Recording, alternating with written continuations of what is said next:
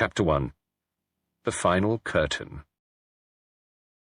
The Mediterranean sun was setting behind the palm trees of the Promenade des Anglais when I arrived at the Hotel Splendide on that fateful evening of March 15th, 1937. I had come to Nice for what I had hoped would be a restful holiday, doctor's orders, you understand, but fate, it seemed, had other plans in store. I was rather surprised to find Hercule Poirot already established in the hotel's most prestigious suite, his patent leather shoes gleaming as he sat in the elegant lobby, fastidiously adjusting his tie while perusing the evening's program for the hotel's private salon performance. "Mon ami Hastings," he exclaimed, rising with that peculiar precision of movement that characterized all his actions. "But how delightful, though I confess, I'm not entirely surprised to see you. The little grey cells, they suggested that you might find your way to Nice at precisely this moment." "Poirot," I said, clasping his hand warmly, "what brings you to the Riviera? Surely not just the spring weather?"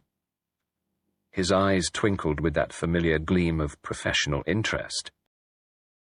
"Ah, but there is to be a most magnificent performance this evening. Mademoiselle Celeste Valois, perhaps you have heard of her? She gives her farewell performance. The last time, c'est dommage, that the world will hear that glorious voice in public." I had indeed heard of Celeste Valois. The French soprano had captivated European audiences for nearly 2 decades, her voice described by critics as liquid silk, touched with fire. Her retirement at the height of her powers had been the subject of considerable speculation in the musical press. "A remarkable woman," Poirot continued, straightening an already perfectly straight cufflink. "But there are curious circumstances surrounding her departure from the stage, most curious indeed." Before I could inquire further, a commotion erupted from the direction of the hotel's private wing. A woman's scream, high, piercing, and filled with genuine terror, shattered the genteel atmosphere of the lobby. Poirot was on his feet instantly, his small figure moving with surprising speed toward the source of the disturbance. I followed close behind as we made our way through a maze of corridors lined with expensive tapestries and fresh flowers. The scream had come from the Lavender Salon, a private sitting room that the hotel reserved for its most distinguished guests. The door stood open, and I could see a small crowd gathering in the doorway. "Excusez-moi, if you please," Poirot said, firmly, using his elbows with remarkable effectiveness to push through the assembled guests. I heard mutterings in French, German, and English as we pressed forward. The scene that greeted us was one I shall never forget. Mademoiselle Celeste Valois sat slumped forward at an ornate vanity table, her magnificent dark hair cascading across scattered cosmetics and sheet music. She wore an exquisite gown of deep burgundy silk, obviously prepared for her evening performance, but her face was turned away from us, resting against the mirror's surface. The most striking aspect of the scene, however, was not the tragic figure of the great soprano, but the overwhelming scent that filled the room, a heavy, almost suffocating fragrance of lavender that seemed to emanate from every surface. On the white Italian marble floor beside the vanity lay the shattered remains of what had once been an elegant perfume bottle, its crystal fragments catching the light from the ornate chandelier above. "Mon Dieu," whispered a woman behind us. I turned to see a striking blonde in an expensive evening gown, her face pale with shock. "Is she—" "I'm afraid so, madame," came a voice from near the vanity. A thin, nervous-looking man in hotel livery was wringing his hands. "The doctor has been summoned, but—" He spread his hands helplessly. Poirot had moved closer to the body, his sharp eyes taking in every detail of the scene. I watched him examine the position of the woman's hands, the arrangement of objects on the vanity, and particularly the pattern of the broken glass on the floor. His nostrils dilated slightly as he tested the air. Most interesting, he murmured, producing a small magnifying glass from his waistcoat pocket. Hastings, observe if you please the position of these fragments. I looked where he indicated, but could see nothing particularly significant about the scattered glass. It appeared that the bottle had simply fallen and broken, a tragic accident during what might have been the great singer's final moments. The police, they have been notified? Poirot inquired of the hotel manager, who had appeared at the doorway looking thoroughly distressed. Mais oui, Monsieur Poirot. Inspector Giraud will arrive presently, but surely this is simply a terrible accident. The poor mademoiselle, perhaps she felt unwell, reached for her perfume and— He gestured helplessly at the scene. Poirot's moustaches twitched almost imperceptibly.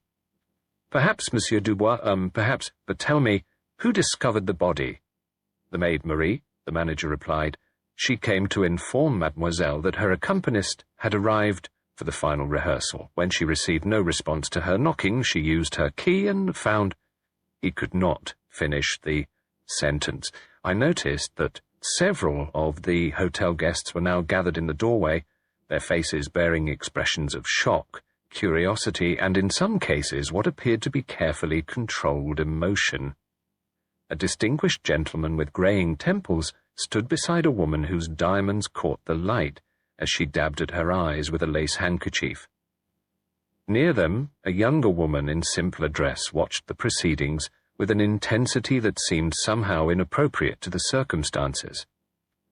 Poirot had completed his initial examination and was now standing perfectly still, his egg-shaped head tilted slightly to one side, as if listening to some sound only he could hear. The heavy scent of lavender continued to pervade the room, and I found myself wondering why it seemed so unnaturally concentrated.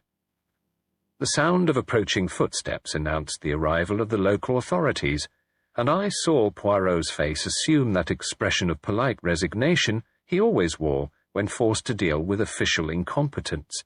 Inspector Giraud, whom I remembered from a previous case, entered with his usual air of bustling self-importance.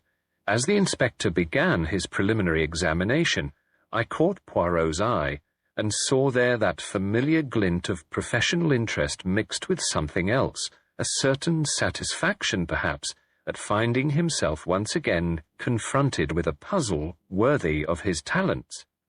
The Lavender Salon had indeed witnessed its final performance, but I suspected that the drama was far from over. Chapter 2. The Company of Admirers. The morning sun, streaming through the tall windows of the Hotel Splendide's main drawing-room, cast long shadows across the assembled guests, each of whom, it seemed, had found reasons to linger over their breakfast, rather than venture out into the brilliant Nice sunshine. I observed that the tragic events of the previous evening had created an atmosphere of subdued tension that even the cheerful Mediterranean light could not dispel. Poirot had risen early, as was his custom, and I found him in the smaller morning room, methodically buttering a croissant while studying a list he had compiled in his neat, precise handwriting. His grey cells, I suspected, had been working throughout the night. "Ah, mon ami," he said, looking up as I joined him at the breakfast table. "I trust you slept well?" Why, I confess that sleep, it eluded me. There are too many questions, and the answers, they dance just beyond the reach of the understanding. "Questions about poor Mademoiselle Valois?" I inquired, helping myself to coffee from the silver service. "Précisément. But come, we must speak with these people while the shock, it still loosens the tongue. Grief and fear, they make people most communicative." Our first interview was with Baron Wilhelm von Stauffen, whom we found on the hotel's terrace, apparently absorbed in reading a German newspaper. He was a man of perhaps 50 years, with steel-grey hair, and the sort of rigid posture that suggested military training. When Poirot approached, the Baron folded his paper with movements that were almost mechanical in their precision. "Herr Baron," Poirot began with a slight bow, "permit me to introduce myself. Hercule Poirot, and my friend Captain Hastings. We are assisting the police with their inquiries into last evening's tragic events." The Baron's pale blue eyes showed no emotion. "A most unfortunate accident," he said, in accented but precise English. "The poor woman was clearly unwell." "You knew Mademoiselle Valois well?" Poirot inquired, settling himself carefully into a wicker chair. "We had met in Vienna some years ago.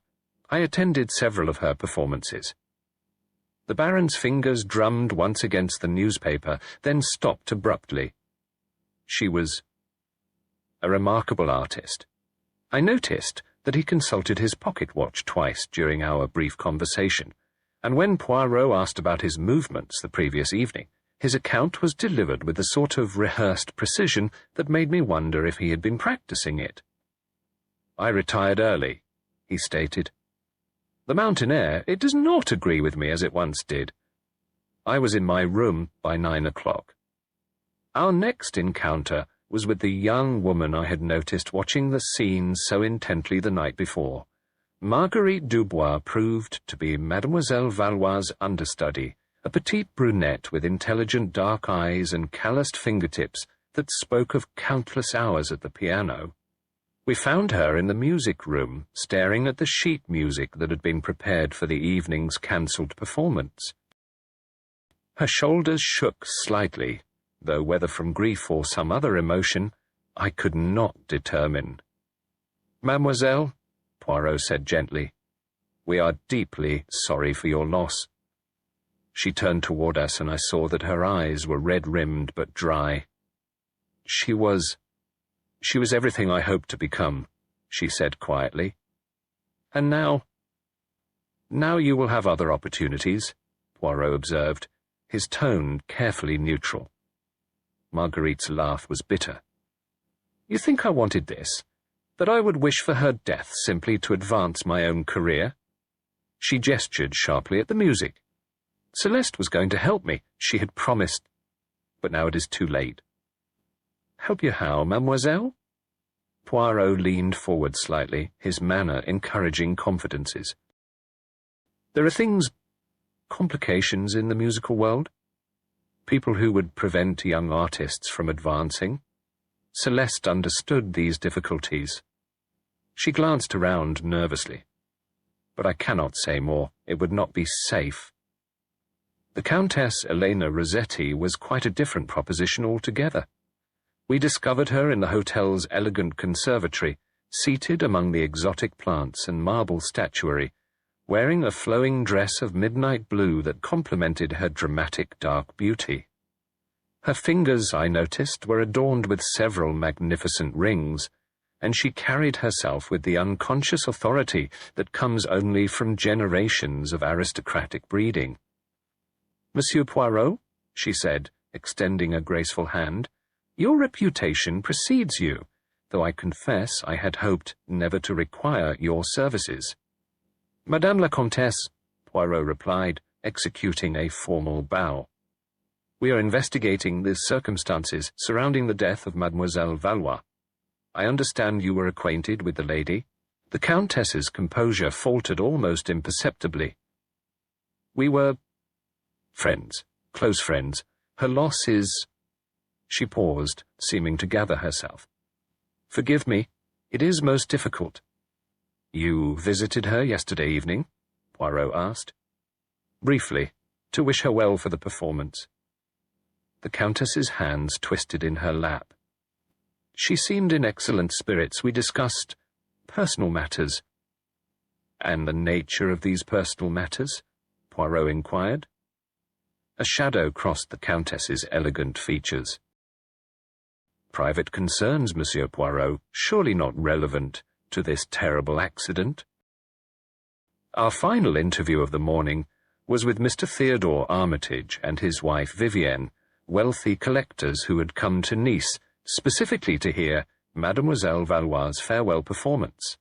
They received us in their opulent suite, surrounded by what appeared to be a travelling exhibition of valuable artifacts.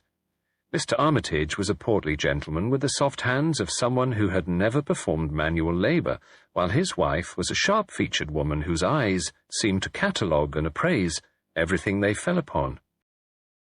"Terrible business," Mr. Armitage declared, settling his considerable bulk into an overstuffed chair.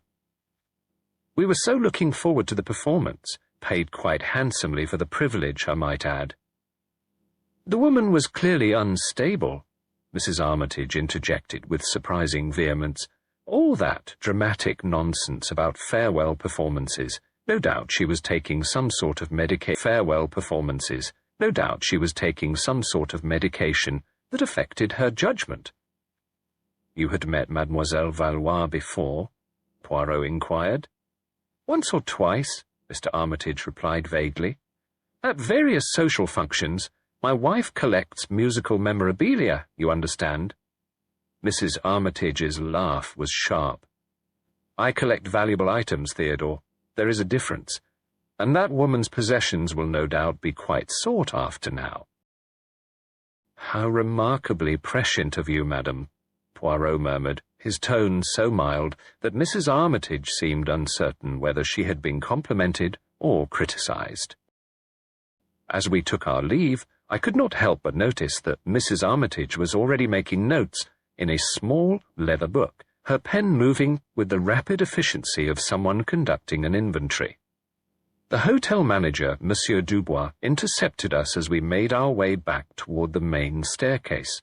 He was a nervous, deferential man who seemed perpetually worried about the hotel's reputation. "Monsieur Poirot," he said, wringing his hands, "I do hope these interviews are not disturbing our other guests. The Hotel Splendide has always prided itself on discretion and tranquillity." "Mais naturellement," Poirot replied soothingly. "We conduct ourselves with the utmost consideration. Tell me, Monsieur Dubois, how long had Mademoiselle Valois been a guest at your establishment?" "Nearly a month," the manager replied. She had taken the Lavender Suite for an extended stay while preparing for what was to be her final performance. Such a tragedy, and so unexpected. "She seemed in good health during her stay?" Poirot asked. Monsieur Dubois hesitated. "Well, she was, perhaps, more reclusive than usual these past weeks. She received fewer visitors, took her meals in her room more frequently. The staff noticed she seemed, how do you say, preoccupied. And yesterday? Any unusual occurrences?" "She had several visitors throughout the day. The Countess, as she mentioned. The young Mademoiselle Dubois came for their usual rehearsal, and—" He paused, looking uncomfortable. "Yes?" Poirot prompted gently. "The Baron von Stauffen requested to see her, though she had previously declined his calls. Yesterday, however, she agreed to receive him. They spoke privately for perhaps 20 minutes. This was interesting information that the Baron had failed to mention during our interview." I saw Poirot make a mental note, his eyes sharpening with interest. As we left the manager to his duties, I found myself reflecting on the morning's revelations. Each of our interviews had raised more questions than they had answered. The various accounts of the previous evening's events, while not contradictory, seemed to contain carefully constructed gaps, as if each speaker was editing their memories before sharing them. Poirot appeared lost in thought as we made our way toward his suite. His famous little grey cells were clearly working at full capacity, processing the morning's revelations and filing them away according to some system of logic that remained, as always, opaque to my understanding. The tragic death of Celeste Valois was revealing itself to be considerably more complex than a simple accident, and I found myself wondering what other secrets lay hidden among the elegant guests of the Hotel Splendide. Chapter 3. Secrets in Lavender. Following our enlightening interviews with the hotel guests, Poirot announced his intention to examine Mademoiselle Valois' private quarters more thoroughly. Inspector Giraud had completed his preliminary investigation, and with characteristic Gallic pragmatism had declared that death an unfortunate accident caused by a weak heart and an unfortunate fall. Poirot's expression upon hearing this pronouncement had been one of polite skepticism. "The good inspector, he sees only what is on the surface," Poirot murmured, as we made our way through the hotel's elegant corridors toward the deceased singer's suite. "But Poirot, he must look deeper. The truth, she hides herself most cleverly sometimes." The Lavender suite occupied a corner of the hotel's second floor, with windows overlooking both the Mediterranean and the hotel's private gardens. As we entered, I was immediately struck by the overwhelming sense of order and refinement that characterized the rooms. Everything was arranged with an almost theatrical precision that spoke of a woman accustomed to public performance extending into her private life. The sitting room was decorated in subtle shades of cream and gold, with fresh lavender sprigs arranged in crystal vases throughout. The famous scent that had so pervaded the death scene was present here as well, but in a more natural, pleasant concentration. A grand piano dominated one corner of the room, its polished surface reflecting the afternoon sunlight streaming through the tall windows. "Observe, Hastings," Poirot said, moving slowly through the room with that peculiar, cat-like grace he employed when examining a scene.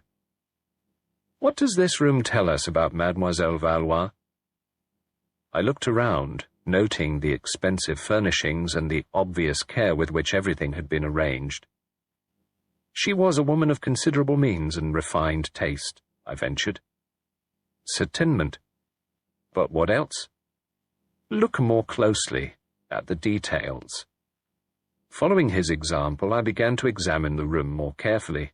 On the piano, sheet music was arranged in neat stacks, but I noticed that some pieces bore notations in different colored inks, as if they had been studied and revised multiple times. A small writing desk near the window held an inkwell, several fountain pens, and what appeared to be correspondence, though the letters were no longer visible. "The writing desk, Poirot," I said. "It looks as though papers have been removed recently."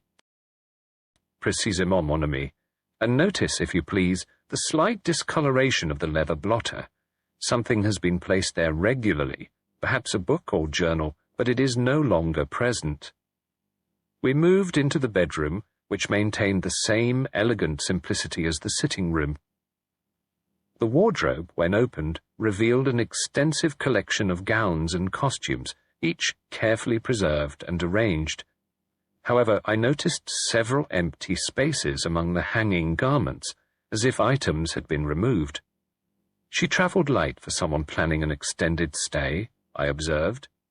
"Or perhaps," Poirot suggested, "certain items were removed after her arrival.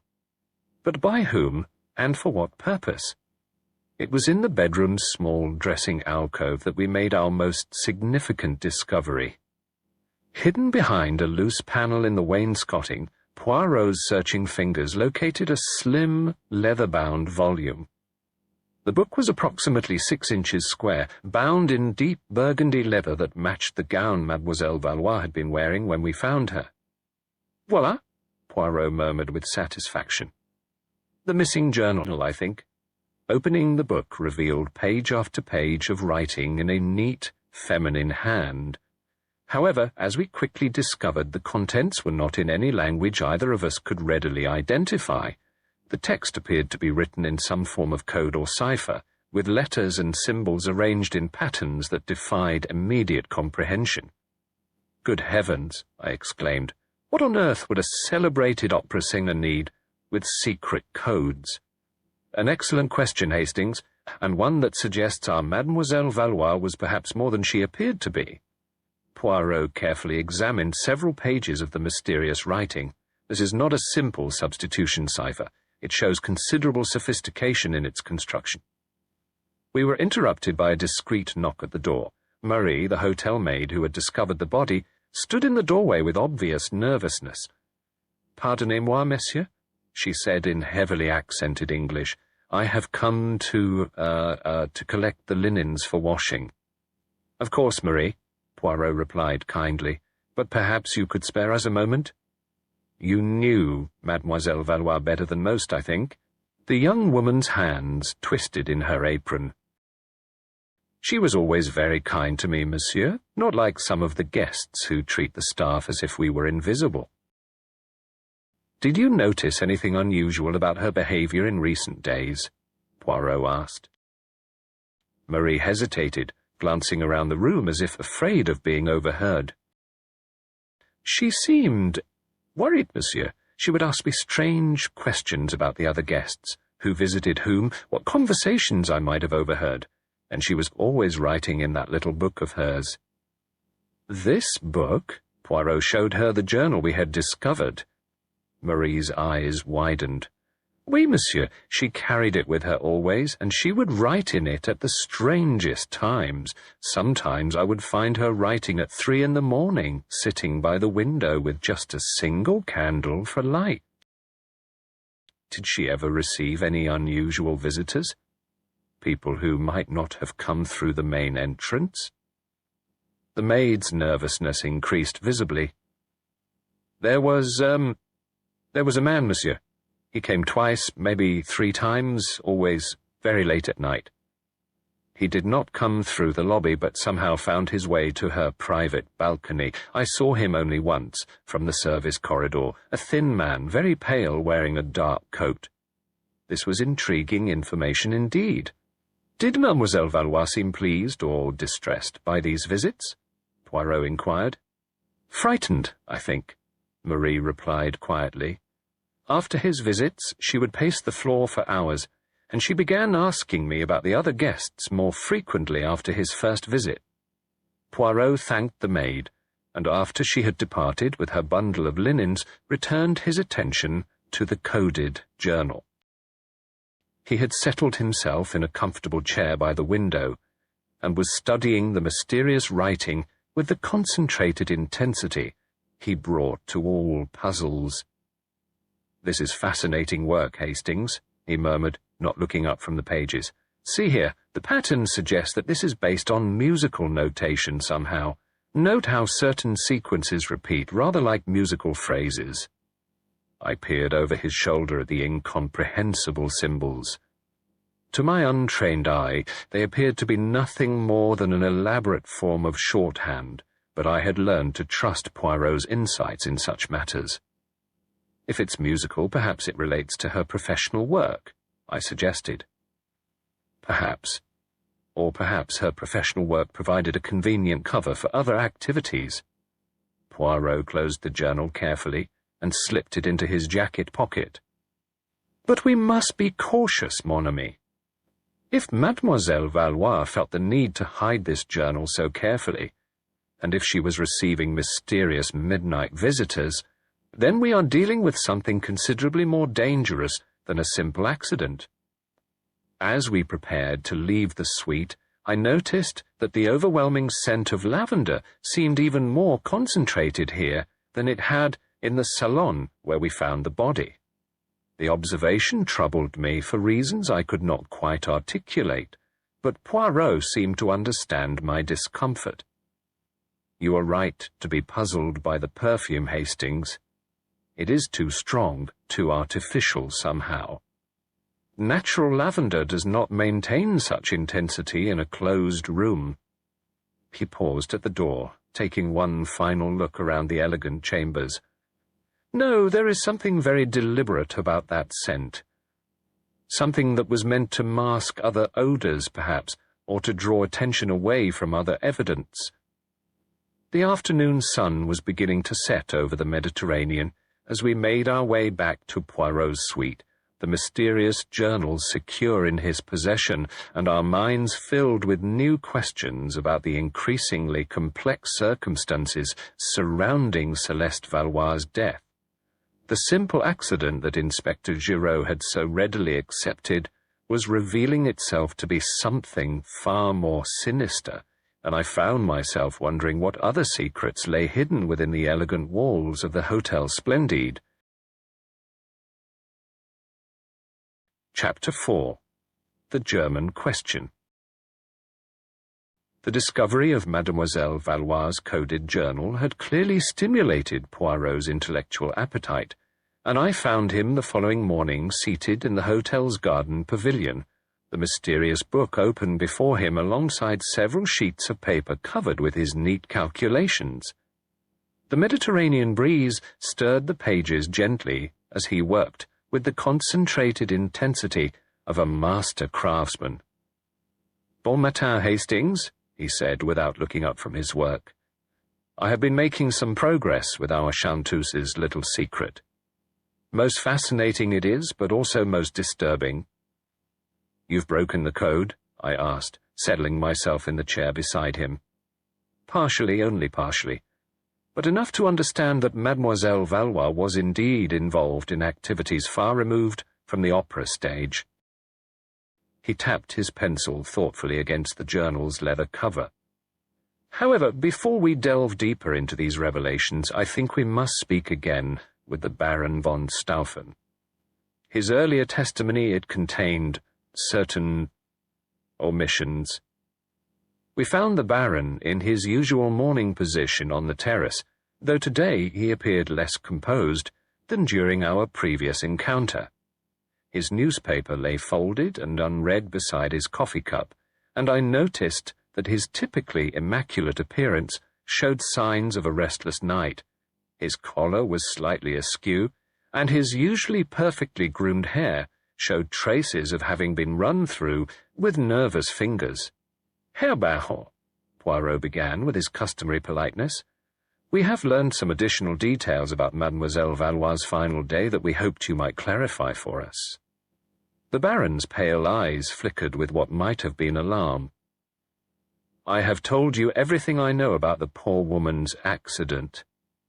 "Indeed. However, the hotel manager informs us that you visited Mademoiselle Valois privately yesterday afternoon, a detail that somehow escaped mention in our previous conversation."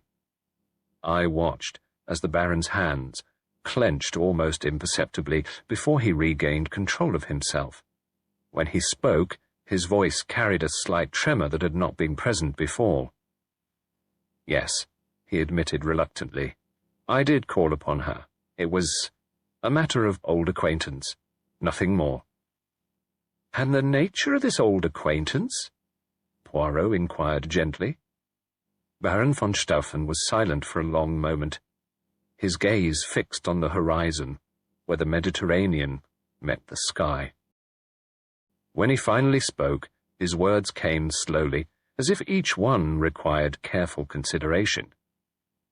"I knew Celeste, Mademoiselle Valois, in Vienna, as I mentioned, but our association was more complex than I initially indicated." He paused, consulting his pocket watch in that nervous habit I had noticed before. "We were both involved in certain cultural exchanges between nations, musical collaborations that sometimes served other purposes." "What sort of other purposes?" I found myself asking, though I suspected I already knew the answer. The Baron's laugh was bitter. "Information, Captain Hastings. In these troubled times, those who travel freely between countries, who are welcomed in the salons of the powerful, sometimes find themselves in possession of knowledge that others value highly." "You are speaking of espionage," Poirot stated matter-of-factly. "I am speaking of survival," the Baron replied sharply. "Do you think a German nobleman can travel freely in Europe today without providing certain assurances of his usefulness, without demonstrating his value to those who might otherwise view him with suspicion?" This revelation cast an entirely new light on our investigation. I found myself studying the Baron with fresh eyes, noting details I had previously dismissed, the way his gaze constantly surveyed the surrounding area, his careful positioning at tables, that allowed him clear views of all entrances, and his habit of speaking in lowered tones, even when discussing apparently innocent topics. And Mademoiselle Valois' role in these cultural exchanges? Poirot prompted. She was a courier of sorts. Her concert tours provided excellent cover for carrying information between various interested parties. The Baron's voice grew even quieter. But she had grown careless in recent months, too confident perhaps, or too frightened. She spoke of wanting to withdraw from these activities. And certain parties were reluctant to allow her retirement? The Baron nodded grimly. There were those who felt she knew too much to simply walk away. Her farewell performance was to have been more than symbolic. It was to mark the end of her usefulness in other capacities as well. The mysterious visitor who came to her balcony, I said suddenly, remembering the maid's testimony. Was he connected to these activities? Baron von Staufen's face went pale. You know about Heinrich? Then you understand the danger we are all in. He was her handler, her contact with certain interested parties. If he was here in Nice, then the situation was far more serious than I realized.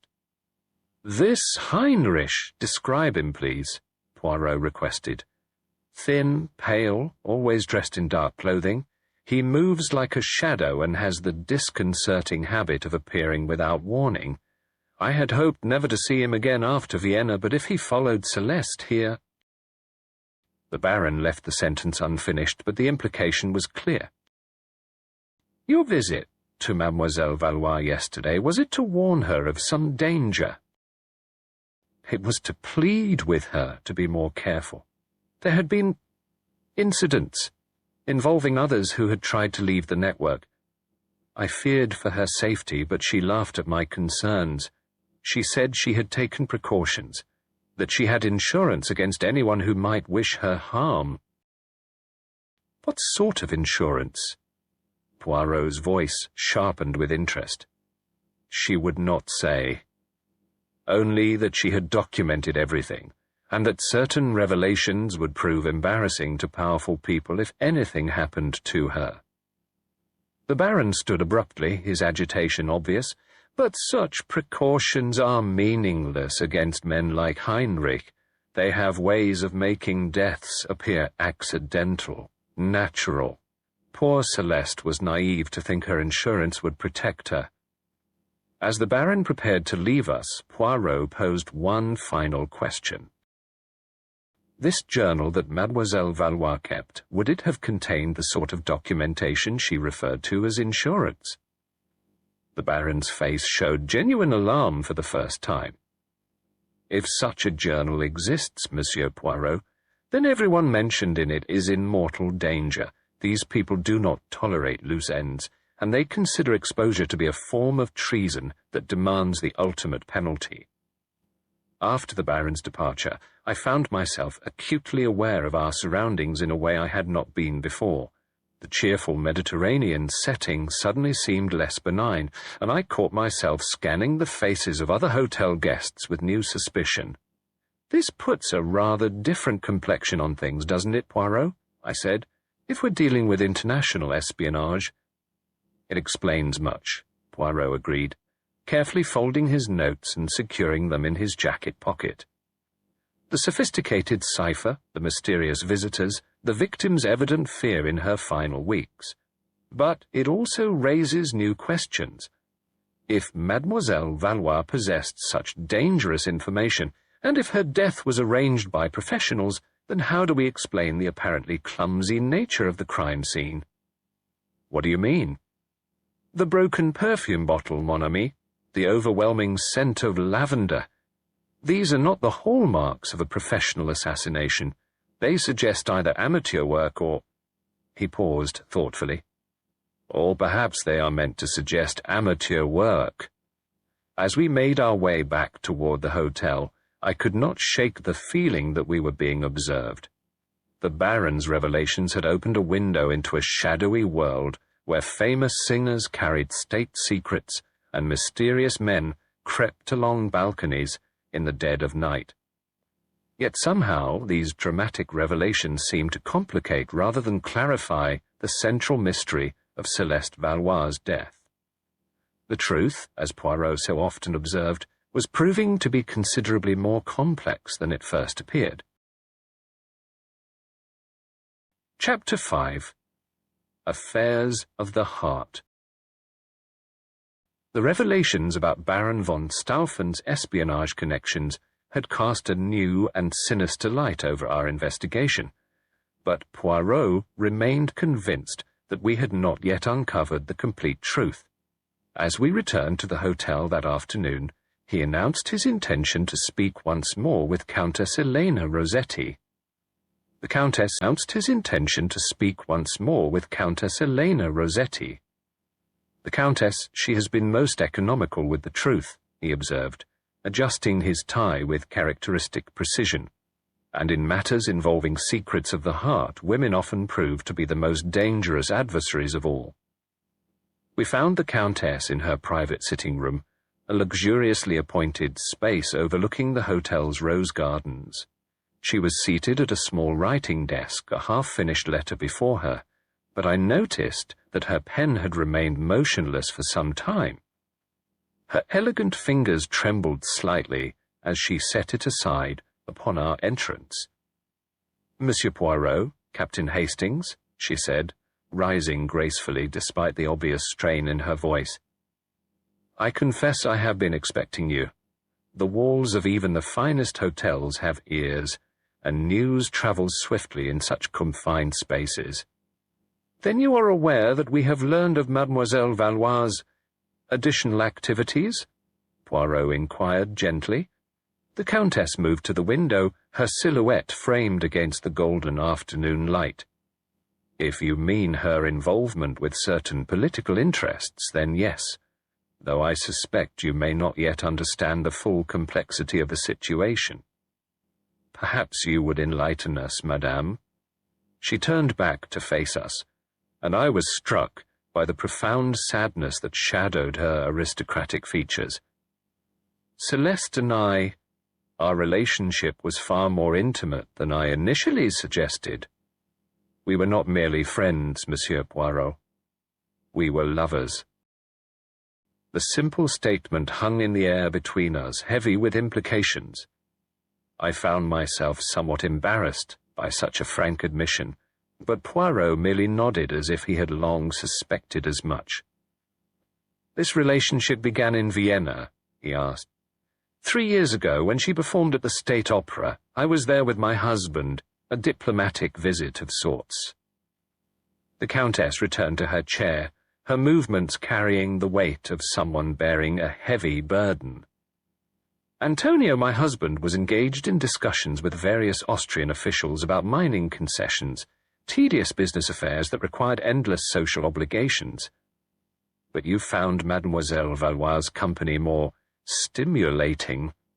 A ghost of a smile crossed the Countess's lips. "She was magnificent, Monsieur Poirot. Not merely her voice, though that was heaven itself, but her mind, her passion for life, her courage. She was everything I was not permitted to be in my own existence." "And your husband was unaware of this attachment?" "Antonio sees only what serves his business interests. As long as I fulfilled my social obligations and maintained the proper appearances, he cared little for my private friendships." Her voice carried a note of bitterness. "Though recently that began to change." "How so, madame?" The Countess hesitated, her hands clasping and unclasping in her lap. "Someone had been sending him anonymous letters, suggestions that his wife's behavior was becoming the subject of speculation in certain circles. Nothing explicit, you understand, but sufficiently clear to arouse his suspicions."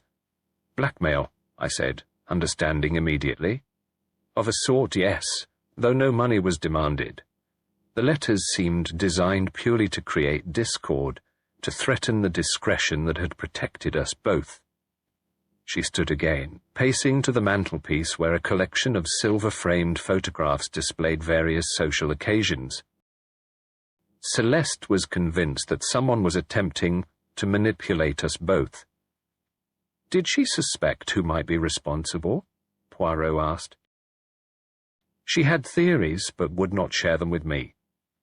She said the less I knew, the safer I would be. The Countess picked up one of the photographs, a formal portrait of herself and a distinguished-looking gentleman I assumed to be her husband.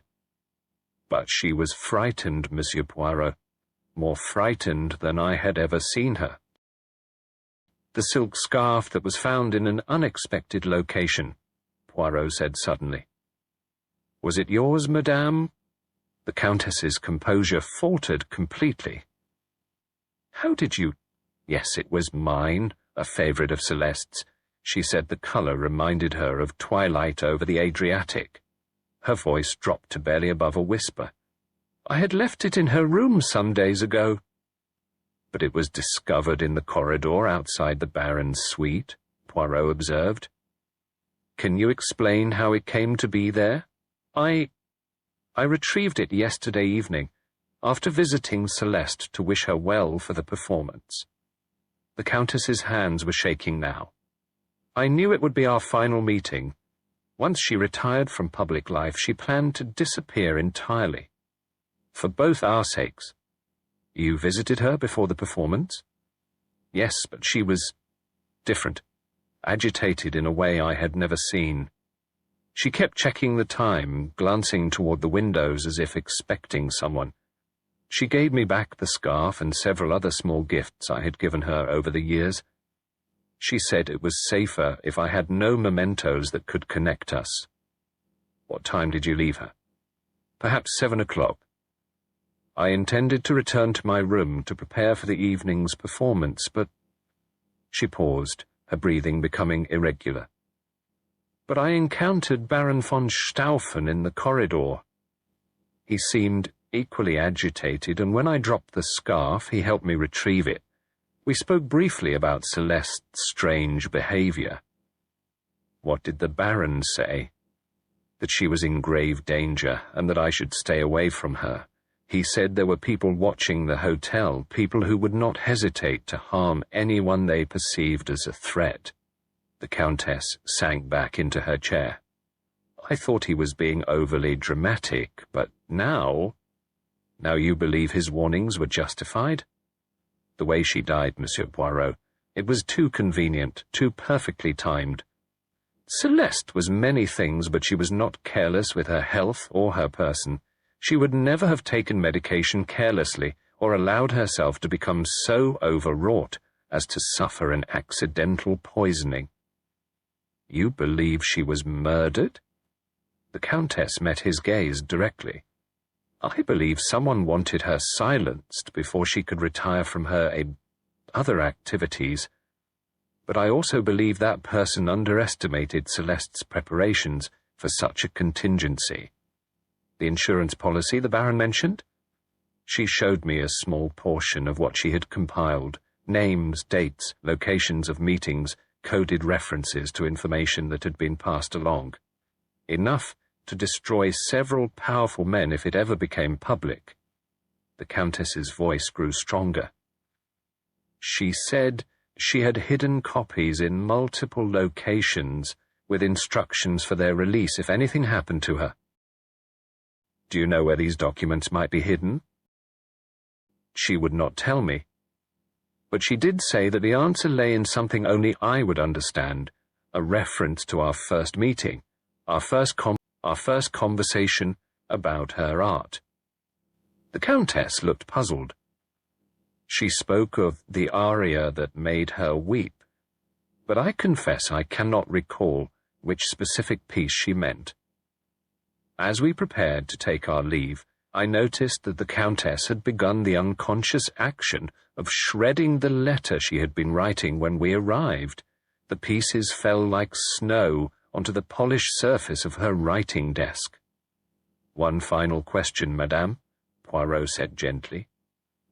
The perfume bottle that was broken in Mademoiselle Valois's salon, had you ever seen it before? Oh, yes, she replied without hesitation. It was her signature scent, created especially for her by a parfumier in Grasse. But the bottle in her room was not the original one. How can you be certain? Because the original was made of Bohemian crystal, with a distinctive cut pattern. The one I saw broken on the floor was common glass, quite obviously a substitution. Her eyes filled with tears. Someone had replaced even that small, precious thing with a cheap imitation. As we walked back through the hotel's elegant corridors, I found myself deeply moved by the Countess's obvious grief and equally impressed by her courage in sharing such intimate details. The picture of Celeste Valois was becoming increasingly complex, a woman caught between worlds, between loves, between dangerous loyalties that ultimately cost her everything.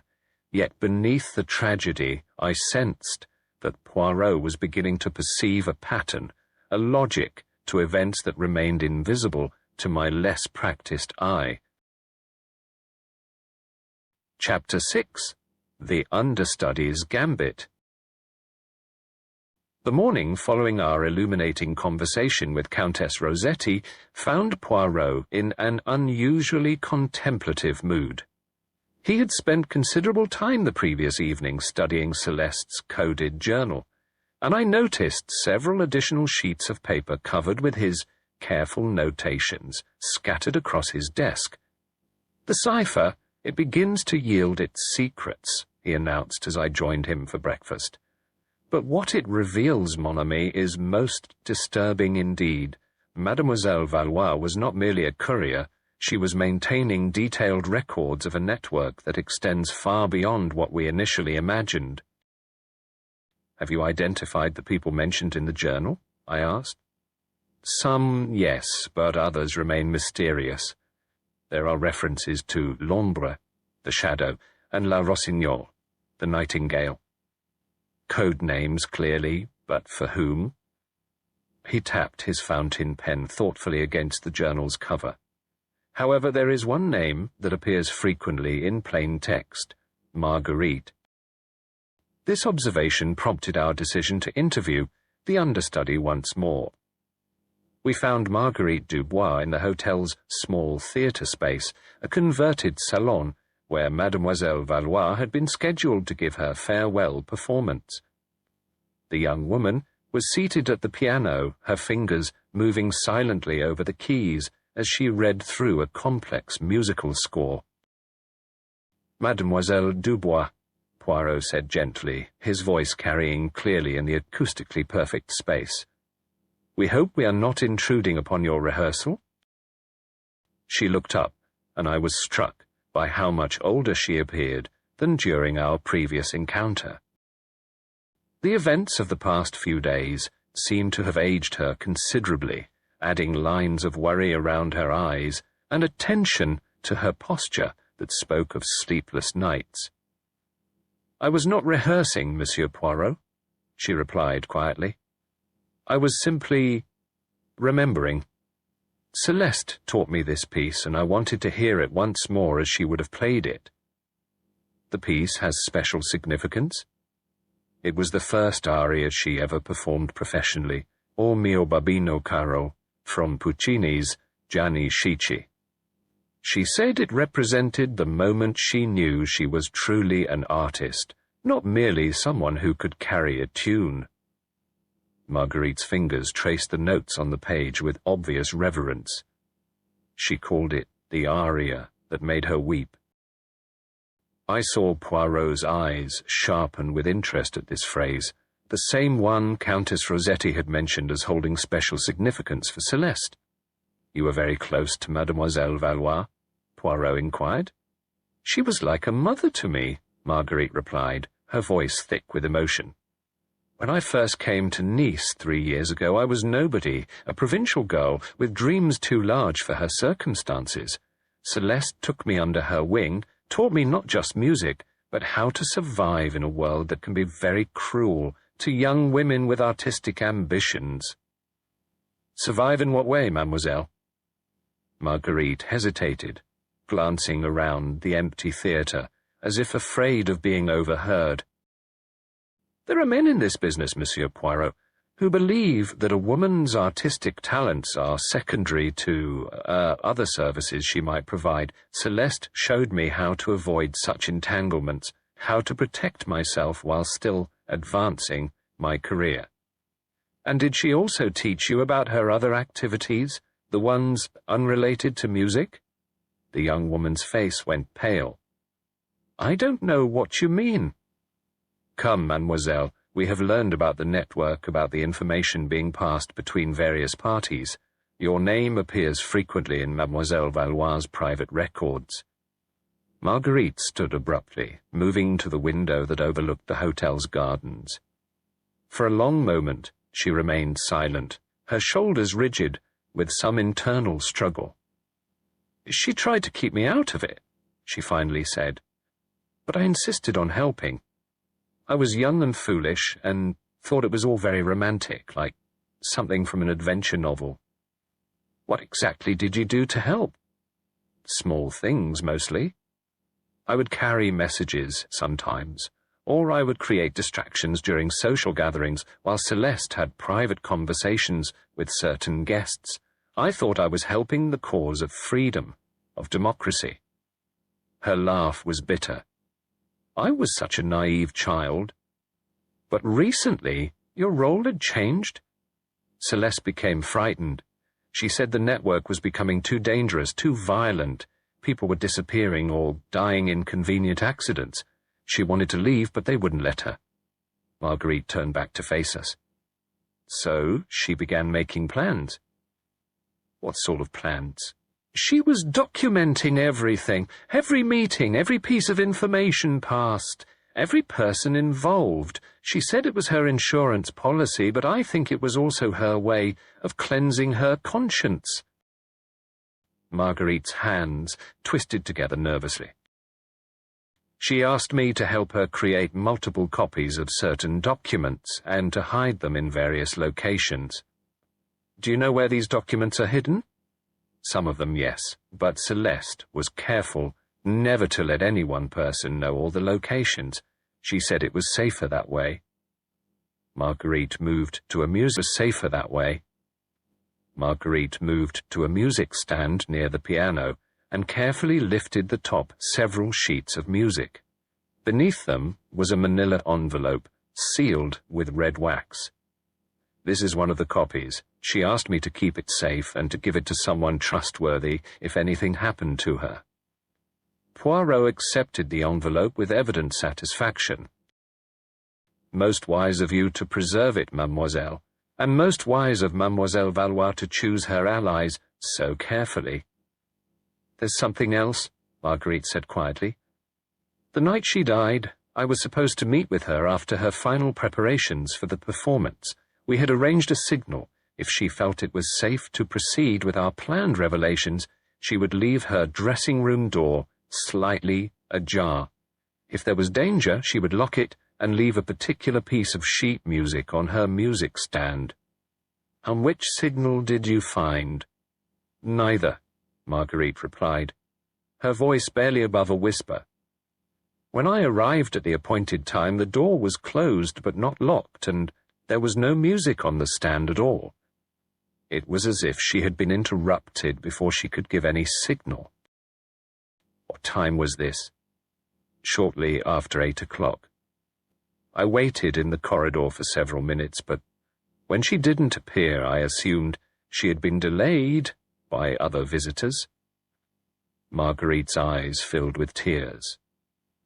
If I had investigated immediately, if I had knocked on the door, you would most likely have become another victim, Poirot said firmly.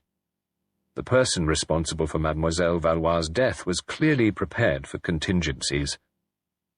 As we examined the envelope Marguerite had given us, I noticed that it bore no markings except for a small musical notation drawn in the corner, a few notes that I couldn't identify but which seemed somehow familiar. This musical notation, I said, pointing to the corner of the envelope. Do you recognize it? Marguerite nodded. It's from O mio babbino caro, the opening phrase of the aria I was just playing. Celeste used it as a sort of signature, on documents she considered particularly important. "The same aria the Countess mentioned," I murmured to Poirot. "Précisément, mon ami. The pieces of the puzzle, they begin to form a pattern." Poirot carefully secured the envelope in his jacket pocket. "Mademoiselle Dubois, you have been most helpful, but I must ask you to be extremely careful in the coming days. If the person responsible for Mademoiselle Valois' death learns of your cooperation with us—" "I understand," she replied quietly. "But I owe it to Celeste to see that justice is done.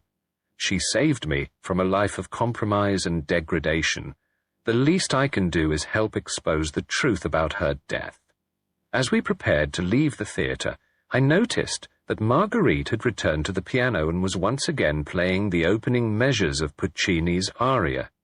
The melody followed us as we walked back through the hotel's corridors, its haunting beauty a fitting tribute to a woman whose own final performance had been cut tragically short. Yet beneath the sadness of the music I sensed a growing momentum in our investigation, as if all the scattered pieces of evidence were finally beginning to coalesce into a coherent pattern that even I might eventually understand. Chapter 7. Cipher and Smoke. Armed with the additional documents from Marguerite Dubois, Poirot had spent the better part of the afternoon in intense concentration, cross-referencing the new material with Celeste's coded journal. I found him in his suite as the sun began to set over the Mediterranean, surrounded by papers and looking remarkably pleased with himself. "Ah, mon ami," he said, looking up as I entered. "At last, the little grey cells, they have achieved a breakthrough. The cipher, it is not merely based on musical notation as I first suspected. It is far more clever than that." "You've decoded it completely?" I asked, settling into the chair opposite his makeshift desk. "Mais oui." The key was understanding that Mademoiselle Valois was not simply substituting musical notes for letters. She was using the harmonic progressions of specific arias to create her encoding system. Each entry corresponds to a different operatic piece, and within that framework, the individual notes represent letters based on their position in the harmonic sequence. "Remarkable," I said, though I confess the technical details were beyond my comprehension. "And what has it revealed?" Poirot's expression grew grave. "A network far more extensive than we imagined. Industrial secrets, diplomatic communications, even military intelligence, all flowing through what appeared to be innocent cultural exchanges, but more importantly, it reveals who was coordinating these activities from this very hotel." Before he could elaborate, there was a soft knock at the door. Marie, the hotel maid, stood in the corridor, looking considerably more nervous than during our previous encounter. "Pardonnez-moi, Monsieur Poirot," she said quietly, "but I must speak with you. There are things I did not tell you before because I was frightened." "Of course, Marie. Please come in and make yourself comfortable." The young woman perched nervously on the edge of a chair, her hands twisting in her apron. "After we spoke yesterday, I remembered something about the night Mademoiselle Valois died, something that did not seem important then, but now—" "Yes?" Poirot encouraged gently. "I saw the thin man, Heinrich, that night. He came to her balcony as usual, but this time was different. Usually, he stayed for perhaps 20 minutes, but that evening, he left after only a few minutes. And he was carrying something when he left." "What sort of something?" "A small case, like a doctor's bag. Black leather, very expensive looking. I had never seen him carry anything before. Usually, his hands were always empty." This revelation caused Poirot to lean forward with obvious interest. "And what time was this?" "Perhaps 7:30, maybe 8 o'clock. I was turning down the beds in the neighboring suite when I saw him leave through the garden." "Did you see anyone else near Mademoiselle Valois' rooms that evening?" Marie hesitated. her face showing the strain of some internal conflict. There was another person. Someone I was not supposed to see, I think. Who? Madame Armitage. She came up the service stairs, very unusual for a guest of her standing. She seemed to know exactly where she was going, and she carried a small package wrapped in brown paper. What time was this? Later. Perhaps 9 o'clock, maybe a few minutes after. I was collecting the evening's laundry when I saw her in the corridor outside Mademoiselle Valois' suite. She knocked very softly, and when there was no answer, she used a key. She had a key to Mademoiselle Valois' rooms, I exclaimed. So it appeared, monsieur. She entered very quietly and remained inside for— So it appeared, monsieur. She entered very quietly and remained inside for perhaps 10 minutes. When she emerged, she no longer carried the package. After Marie had departed, Poirot immediately began making preparations to leave the hotel. Come, Hastings, we must make a journey to Grasse, the perfumery that created Mademoiselle Valois' signature scent. I suspect we will find answers there. The drive to Grasse through the winding mountain roads provided an opportunity for Poirot to share his developing theories about the case. The coded journal, he explained, had revealed that Mrs. Armitage was far more than a collector of musical memorabilia. She is l'ombre, the shadow, he said, as our taxi navigated the steep curbs. The coordinator of the entire network, her collecting expeditions provided perfect cover for traveling throughout Europe, meeting with various contacts, and arranging for the transfer of sensitive information. And her husband. A convenient front, I suspect. His business interests provided legitimate reasons for travel and for maintaining contacts with industrialists and government officials throughout Europe. We reached Grasse as the last light was fading from the sky. The perfumery that had created Celeste's signature lavender blend was a small, family-owned establishment tucked away in one of the town's narrow medieval streets. The elderly proprietor, Monsieur Beaumont, received us with the courteous skepticism typical of artisans whose work serves the wealthy and famous. "Mais oui, I remember Mademoiselle Valois very well," he said, when Poirot explained our mission. "Such a discerning client. She understood that perfume is not merely scent, but memory, emotion, identity itself." "The blend you created for her, was it unique?" Poirot asked. "Absolument. I created it specifically for her, based on her own specifications. She wanted something that would remind her of her childhood in Provence, wild lavender, a touch of rosemary, and a very subtle base note of vanilla. And the bottles? Ah, the bottles. She was most particular about them. Only Bohemian crystal, cut in a specific pattern that caught the light just so. She said the bottle was as important as the perfume itself. Have you created this blend for anyone else? Monsieur Beaumont shook his head emphatically. Never. It was her signature, her exclusive creation, though— He paused, looking troubled. Yes. There was a woman who came here perhaps 2 weeks ago.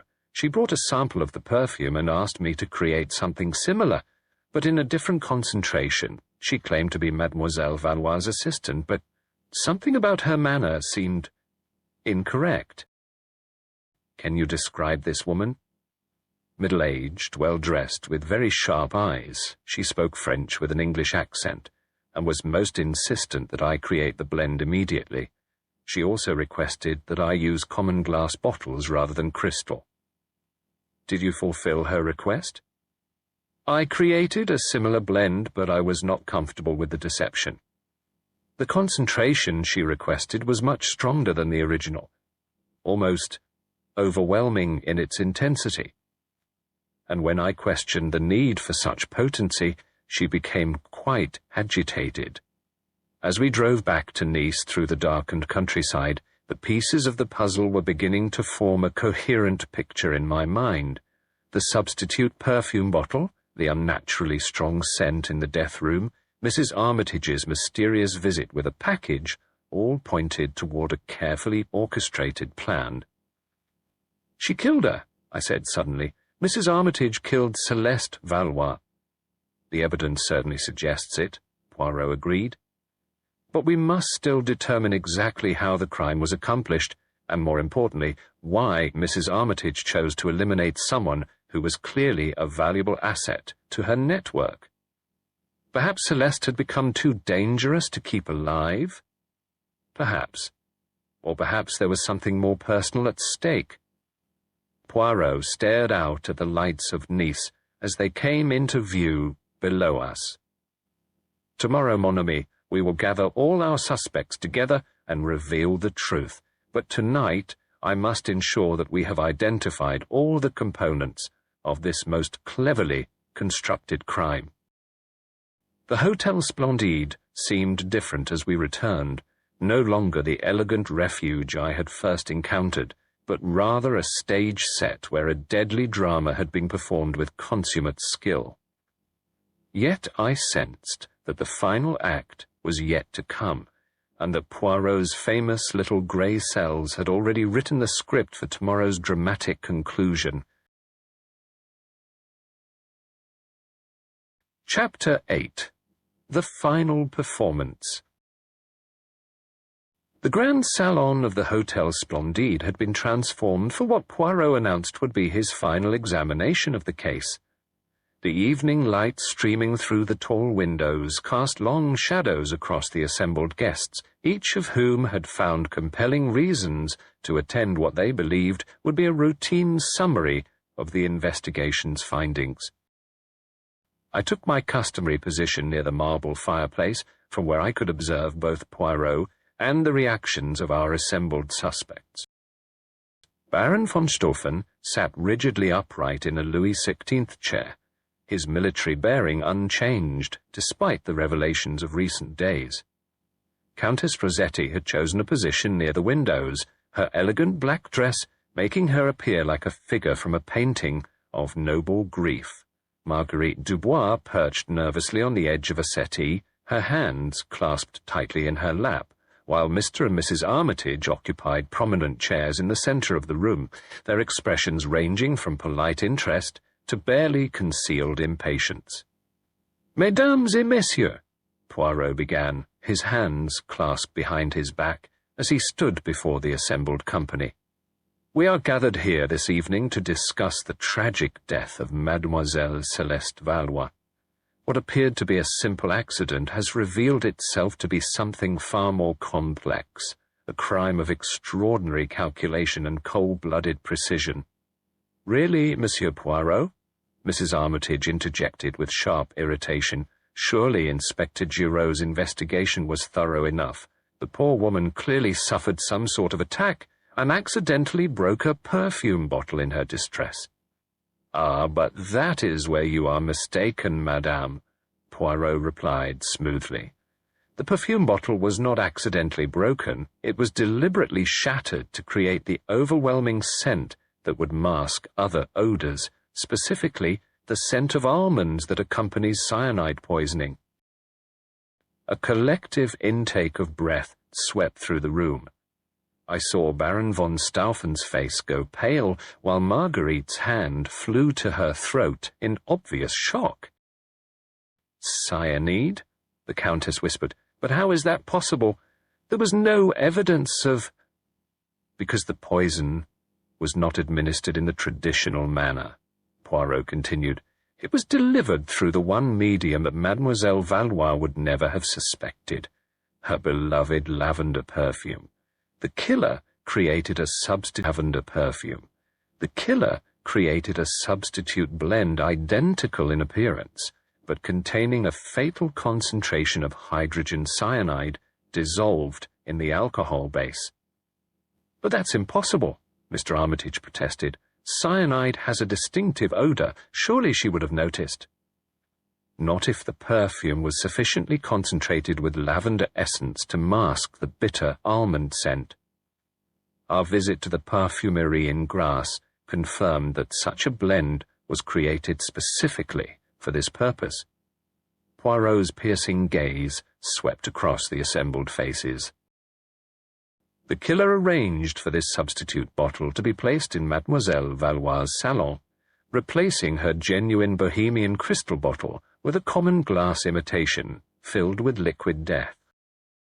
"This is all very dramatic," Mrs. Armitage said coldly, "but surely you have some evidence to support these wild theories." "Indeed I do, madame. Let us examine the events of that fatal evening in chronological order." Poirot began to pace slowly before his audience. At approximately 7:30, Heinrich, the mysterious handler from the espionage network, made his final visit to Mademoiselle Valois. This visit was brief and ended with his departure carrying a black medical bag. I believe this bag contained the original perfume bottle, which he removed as part of the murder plan. Baron von Stauffen shifted uncomfortably in his chair. "You're suggesting Heinrich was the killer?" "On the contrary, Herr Baron, Heinrich was merely following orders from his superior in the network, someone who had decided that Mademoiselle Valois had become too dangerous to live, someone who had access to her rooms, knowledge of her habits, and the ruthless determination to eliminate a perceived threat." At 9 o'clock, Poirot continued, "Our killer made a final visit to complete the murder. Using a key obtained through careful planning, this person entered Mademoiselle Valois' salon and discovered that the victim had already used the poisoned perfume. Finding her collapsed at her vanity table, the killer then staged the scene to appear accidental, shattering the substitute bottle to create the overwhelming lavender scent that would confuse investigators and mask any residual odor of cyanide. "The silk scarf," Countess Rossetti said suddenly. "How does that fit into your theory?" "An excellent question, madame. The scarf was dropped by accident during the killer's hasty departure. When it was discovered near Baron von Staufen's suite, it was meant to provide an additional red herring, suggesting either the Baron's involvement or your own presence in areas where you should not have been." Mrs. Armitage stood abruptly, her face flushed with indignation. "This is absolute nonsense. You have no proof of any of this wild speculation." "Theodore, I refuse to listen to any more of these accusations." "Please remain seated, madame," Poirot said firmly. "We are not yet finished. You see, the killer made 3 crucial errors. First, the substitution of common glass for Bohemian crystal, a detail that would matter only to someone who knew Mademoiselle Valois intimately. Second, the timing of the bottle's breakage, which occurred after death rather than before, as evidenced by the pattern of glass fragments. And third, the presence of lavender pollen on the killer's clothing." "Lavender pollen?" I asked, fascinated despite the grim circumstances. Maywell Hastings, the concentrated perfume blend contained fresh lavender essence, which naturally includes pollen particles. These microscopic particles would adhere to clothing and remain detectable for several days. A simple examination of our suspect's garments would reveal— Enough. Mrs. Armitage's composure finally cracked completely. "You self-important little man, do you think you understand the forces at work here? Celeste Valois was a traitor who threatened the security of nations. She had to be stopped." The room erupted in shocked exclamations, but Poirot raised his hand for silence. "So you admit to the murder, madame?" "I admit to eliminating a threat to vital interests," she replied defiantly. Celeste had grown weak, sentimental. She was planning to expose the entire network, to destroy years of careful work that served the cause of democracy and freedom. "The cause of profit, more likely," Baron von Stauffen said quietly. "Industrial espionage disguised as patriotism." "You know nothing," Mrs. Armitage snarled. "The information we gathered prevented wars, saved lives, maintained the balance of power that keeps Europe from tearing itself apart, and made you and your associates extraordinarily wealthy in the process," Poirot observed. Mademoiselle Valois discovered that the network was being used for personal enrichment rather than national security. Her journal documents the sale of stolen industrial processes, the manipulation of diplomatic negotiations for commercial advantage, and the systematic betrayal of trust by those claiming to serve higher purposes. Mrs. Armitage's husband had remained silent throughout these revelations, but now he spoke in a voice heavy with resignation. "Vivienne, please, it's over." "It's never over, Theodore," she replied viciously. "There are others who will continue the work. Celeste's death was necessary, just as yours will be if you prove unable to maintain your discretion." At this implicit threat, Inspector Giraud and 2 uniformed officers, who had been positioned discreetly near the salon's entrances, moved forward to restrain Mrs. Armitage. She struggled briefly, her civilized mask completely fallen away, to reveal the calculating killer beneath. As the authorities led her away, the remaining guests sat in stunned silence, each apparently contemplating how completely they had misjudged the woman who had moved among them with such apparent respectability. The elegant salon, which had witnessed so many refined social gatherings, now bore the weight of revealed secrets and the memory of calculated murder. Poirot settled himself wearily into a chair, the dramatic conclusion of the case having clearly taken its toll on his usually inexhaustible energy. The lavender scent that had characterized this entire tragic affair seemed finally to be dissipating, replaced by the fresh evening air flowing through the opened windows. Justice had been served, but at the cost of revealing how easily evil could disguise itself